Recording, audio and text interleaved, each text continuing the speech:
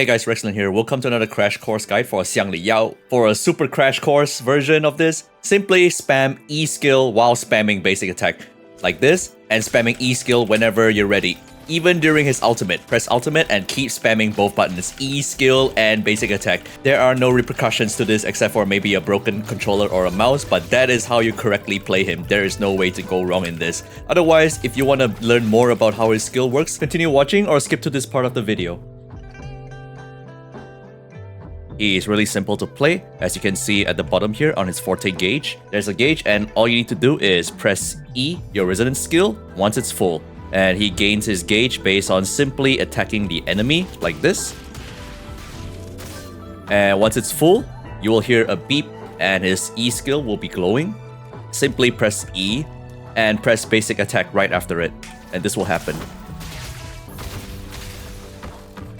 So in short, whenever the gauge is full, press E and basic attack because he will launch the enemy and follow up with an air combo. Now, when the gauge is not full, his E attack will look like this. It will also grant Forte gauge, and the good news is that the non-full Forte gauge E skill shares a different internal cooldown as the full gauge one. So I'll show you what I mean.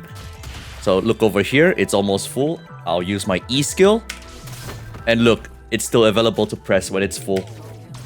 And then you see here, so it shares a separate internal cooldown.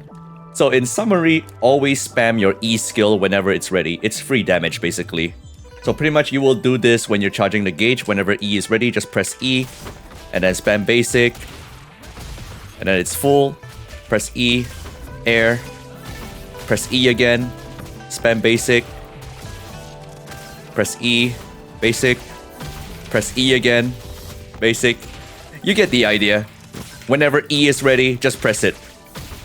Outside of that, keep spamming basic. That's how you play Xiangli Yao. It's really simple.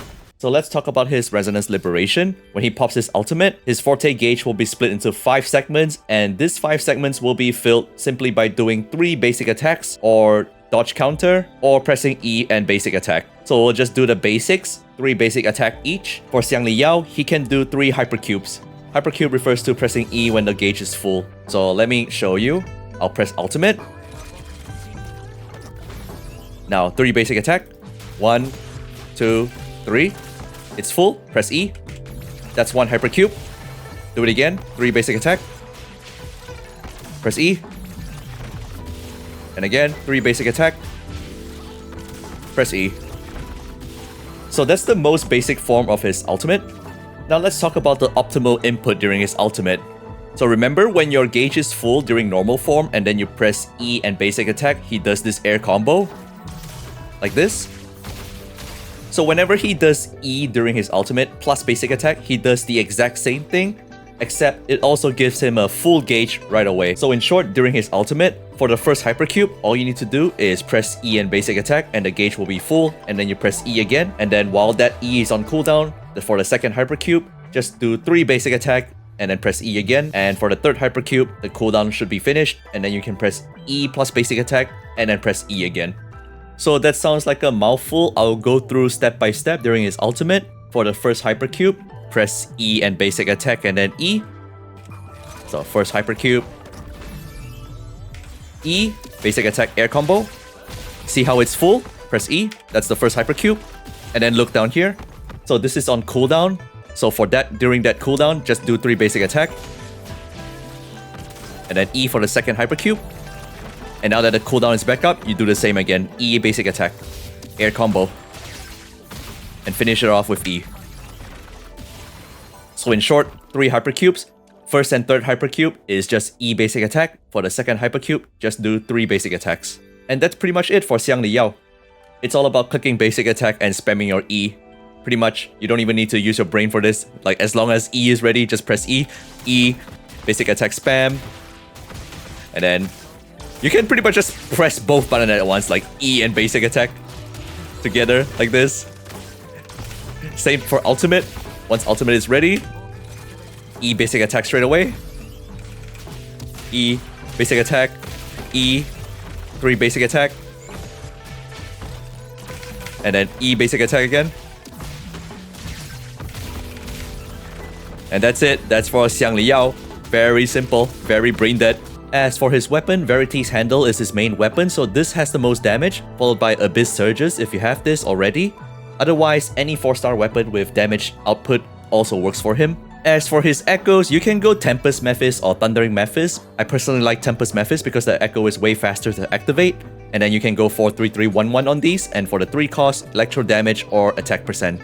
You can also go 4-4-1-1-1 cost with both Mephis, and both of them going crit or crit damage, depending if you have his signature weapon or not, because his signature weapon has crit rate, and then if you're feeling lucky, you can just roll crit rate on all pieces and then just go double crit damage on both pieces of the 4 costs.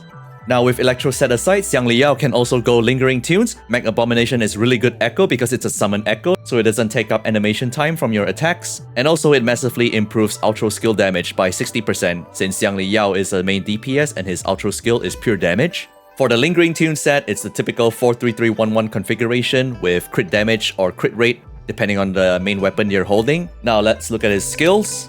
All you need to know here is his Forte Circuit and Resonance Liberation. Simply prioritize all your points into Resonance Liberation and Forte Circuit, the 2 inherent skills, and that's it. The rest can stay at around level 6, and intro skill is not that important. You can keep it at level 1 or level 6, depending on your resources. And as you can see over here, his outro skill, like I said before, it's pure damage. This is why Lingering Tunes is a good consideration for him.